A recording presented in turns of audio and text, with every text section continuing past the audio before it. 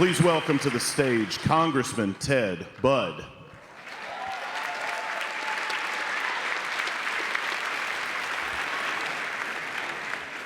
Well, thank you. After hearing my friend Mark Harris, I believe my job has just been changed to closing us all in prayer. Right. Well, it is an honor to be here today. Look, it's obvious to many of you all, most everyone in this room is paying attention, and that's why you're here. But it's obvious to many of you all that I'm running for the U.S. Senate, but because I don't want to be a typical politician, I don't want to give you a typical political speech. Now, you may have heard that this fellow named President Trump endorsed me, and yeah,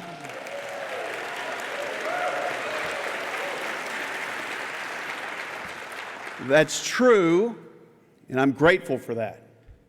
But like Paul Harvey used to say, we need to know the rest of the story. Now, I grew up on a farm not too far from here, about an hour from here, in Davie County, and I still live there today. And our family moved there from Winston-Salem when I was about 4 years old. My parents, very generous people, they would host something called a Good News Club. And I was about 4 years old, and I was supposed to be in bed, but those big kids were out there in the living room, those about sixth grade. So I would stand there and I would listen around the corner where my mom wouldn't see that I was still up. Because we lived out in the country, the school was about a half hour away, so my mom would take me over there and come get me, and started asking her a lot of questions about that meeting. And she says, in her mind, she was thinking, this young man wants to come to know Jesus. So she pulled off the exit in Clemens, North Carolina, right there underneath the Kentucky Fried Chicken bucket when they still had buckets. And that's where I trusted Christ.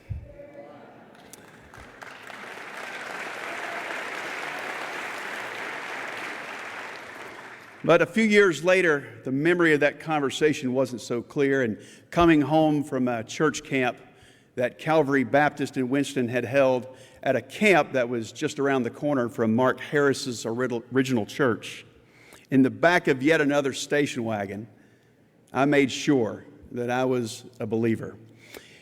And I was sitting, and this is the way God weaves things together. I didn't realize, but I was sitting next to a friend who would be my friend 4 decades later and would still be and would be one of my closest political advisors. Now, I'll jump forward a few years from that point when I was around 10, so add a few more years to that, and I'm now at Appalachian State University, where I encountered a group called Campus Crusade for Christ, or CRU.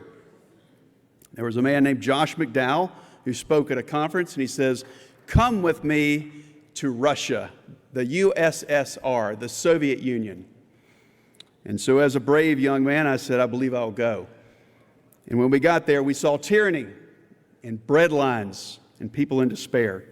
And I got off that bus in Red Square for the first time, and someone began pulling on my backpack, and I thought it was the police or the KGB, and as I turned around, it was a woman with tears coming down her eyes. And since 1917, that country had been oppressed, but now it was 1991. And we were sharing the gospel. And she was not only pulling that stuff out of my backpack, she was handing it out to her friends. 2 things happened that week that I was there in the Soviet Union. One is the Iron Curtain began to collapse in August of 91. And the second thing that happened is I met my wife. And people go, "You met your wife in Russia?" They say, "How's her English?" I go, "It is great. She's from West Virginia." So Amy, Kate, and I have been married 27 years, but right when we got married, we decided to attend a place called Dallas Theological Seminary. And it wasn't to be a church pastor, but I wanted a theological understanding through which to process the world. I wanted to be around great leaders and around great thinkers, folks like Tony Evans and Howard Hendricks and Chuck Swindoll, and board members that were of the business mind that would help the school, folks like Tom Landry of the Dallas Cowboys and Norm Miller of Interstate Batteries, who was then helping a guy break into NASCAR named Joe Gibbs. I learned to be a great leader, you got to be willing to serve. So to make ends meet, Amy, Kate, and I, we lived, before we were 25 years old, we had lived at 2 retirement homes. And back then, Texas, it still is famous for those rough thunderstorms and power outages. And so we reset a lot of VCRs in the middle of the night. But Howard Hendricks, Chuck Swindoll, or David Jeremiah would refer to him as the prof. And his assignment to me was to teach the whole class on Matthew 5, verses 13 through 16. Salt and light. It would say, you're the salt of the earth, but if salt has lost its taste, how shall saltiness be restored? It is no longer good for anything except to be thrown out and trampled under feet by men. So salt is essentially, if you look a little further, it's two things. Salt's a preservative. Now, when you go outside and it's 40-some degrees in the morning, you can feel the fall in the air. And for some folks that are country, we realize that's hog killing time. Now, growing up where I did in Davie County, my neighbors would kill a hog every year, and as a curious young man, I would go over there and help them out. But they would take salt and put it on a country ham in a screen wire box, and they would rub that salt in over time. And it would preserve that ham, and no refrigeration was needed. So salt is a preservative, and as Christians, we're a preservative. Salt is also a flavor enhancer, but it has to be distinct from the food to which you add it.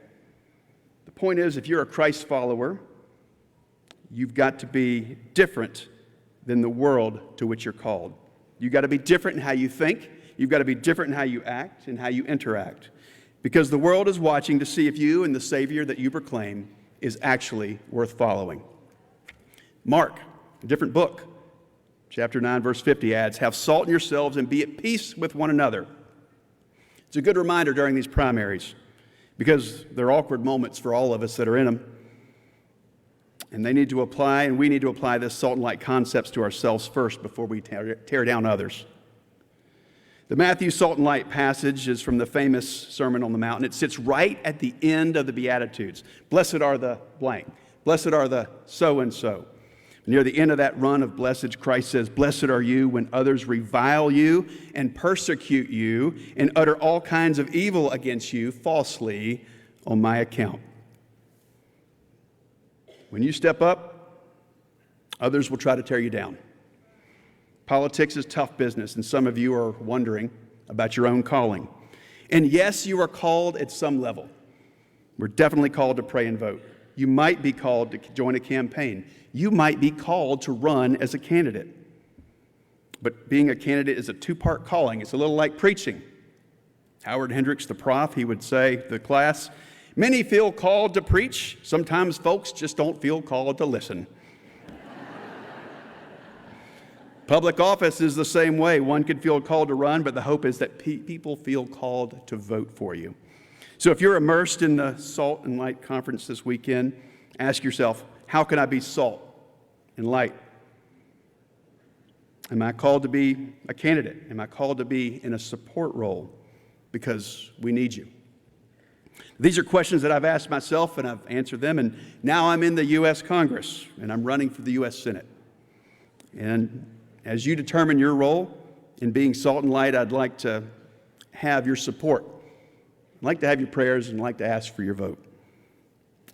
And I'd most definitely like to have you on my team. So God bless each and every one of you, and may God bless our country. Thank you.